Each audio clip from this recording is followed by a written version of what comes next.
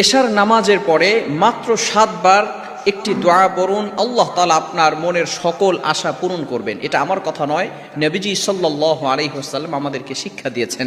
অনেকেই বলেন যে সকল আশা আল্লাহ তাআলা কিভাবে পূরণ করবেন, ভালো করে মনে রাখেন এটা অনেক সময় সাহাবায়ে কেরাম জিজ্ঞেস করতেন এবং নবীজি সাল্লাল্লাহু আলাইহি সাল্লামের উত্তর দিতেন। অনেক সময় সাহাবায়ে কেরাম বলতেন, ইয়া রাসূলুল্লাহ, ইয়া হাবিবাল্লাহ, আপনি আল্লাহর কাছে দোয়া করেন আল্লাহ তাআলা যেন আমাকে সম্পদের মালিক বানিয়ে দেন, আল্লাহ তাআলা যেন আমাকে একটু সচ্ছলতা দান করেন।